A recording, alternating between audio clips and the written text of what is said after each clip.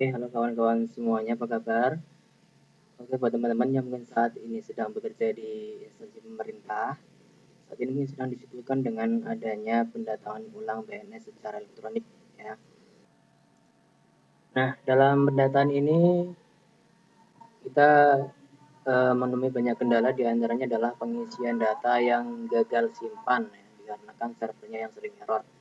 Dan kita sudah ngetik banyak, terus gagal simpan itu kan capek, ya.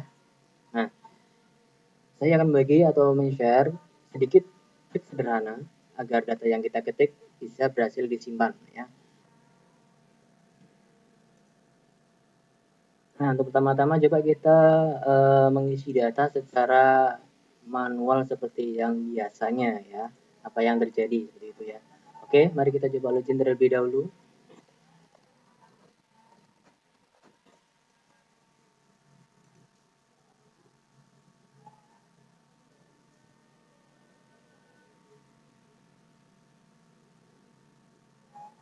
Oke, kita telah berhasil login. Nah, sebagai contoh coba kita akan mengisi data riwayat golongan, ya.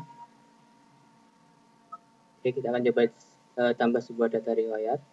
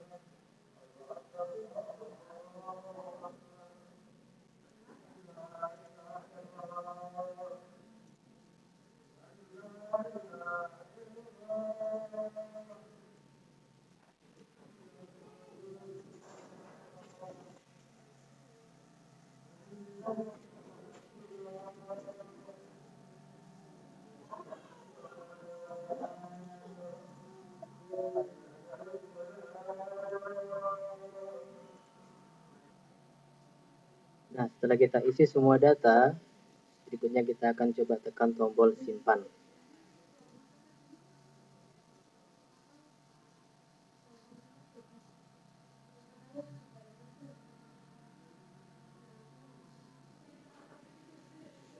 Nah, inilah kadang kita merasa sedih, ya. Sambungan aman gagal, atau kadang bisa kembali ke halaman login seperti itu, ya. Artinya data yang barusan kita input banyak itu tidak berhasil disimpan, Bapak Ibu, ya. Nah, ini terjadi karena server kelebihan beban, Bapak Ibu, ya. Nah, biasanya untuk komunikasi dari klien atau dari web ke server itu menggunakan yang namanya session, Bapak Ibu, ya. Nah, ketika server itu kelebihan beban atau overload atau mulai oleng itu, maka server kadang secara otomatis mendestroy session yang ada. Itu misalkan kita punya session, kita sudah login, kita membuat sebuah session di mana di dalam session itu terdapat atribut informasi kita. Nah, kemudian session di server ternyata telah terdestroy atau telah dimusnahkan atau telah dihapus, maka kita klik simpan. Yang terjadi adalah sambungan itu gagal dan data gagal disimpan. Nah, untuk mengatasi hal ini, biasanya kita harus melakukan login ulang. Oke, mari kita coba login ulang dan mengimplementasikan sedikit trik sederhana ini, ya. Nah, yang kita perlu lakukan adalah membuka dua halaman pendataan EPUPNS tersebut, ya. Yaitu halaman ini kita akan gunakan untuk penginputan data dan halaman berikutnya kita gunakan untuk merelogin, ya. Begitu seperti ini. Kita di sini kita coba bikin dulu.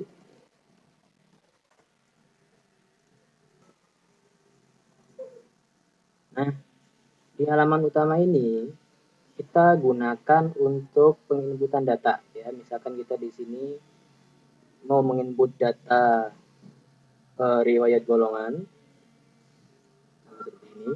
Nah, kita harus membuka halaman yang kedua Bapak Ibu. Kita harus login ulang.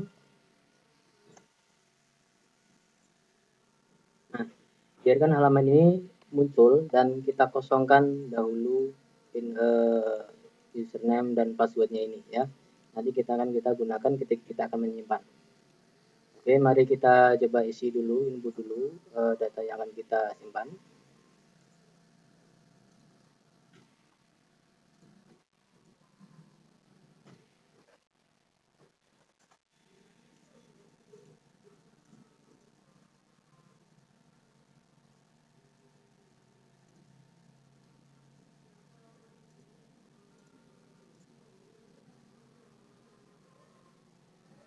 Di golongan kita coba isi juga.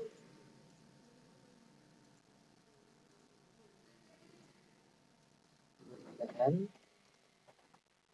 dan tanggal PKN juga kita isi. Nah, ini yang menjadi pokok yang akan kita perbincangkan di sini adalah triknya di sini, Bapak Ibu. Setelah kita mengisi semua data ini, ya, jangan kita langsung klik tombol simpan, karena kita tidak tahu servernya di sana masih menyimpan session kita atau tidak. Nah, untuk lebih amannya, ya, kita harus login kembali atau kita membuat session ulang, session dalam login kita. Jadi ketika kita klik simpan, maka session dipastikan sudah ada dan data akan tersimpan secara aman. Oke, setelah kita ketik semuanya, kita beralih ke halaman yang lain. Mari kita login. Oke, nah mari kita login.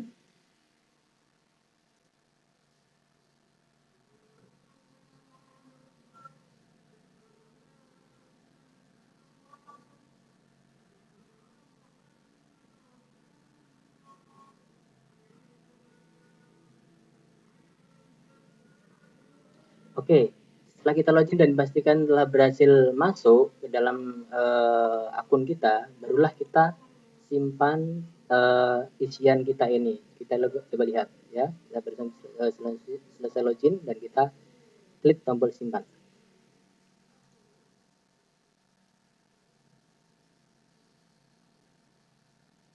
Oke, info riwayat golongan berhasil disimpan. Nah, di sini Bapak Ibu, data yang barusan kita input telah berhasil disimpan dengan aman. Ya, kita tidak perlu lagi khawatir data kita hilang ketika dalam proses penyimpanan. Jadi Bapak Ibu ya, ingat-ingat karena di sini kita menggunakan session, jadi sebelum kita klik tombol simpan, jangan lupa kita relogin kembali agar session kita di recreate dan ketika kita simpan maka session kita masih baru masuk ke server dan kita bisa menyimpan dengan aman. Demikian trik sederhana dari kita, semoga bermanfaat.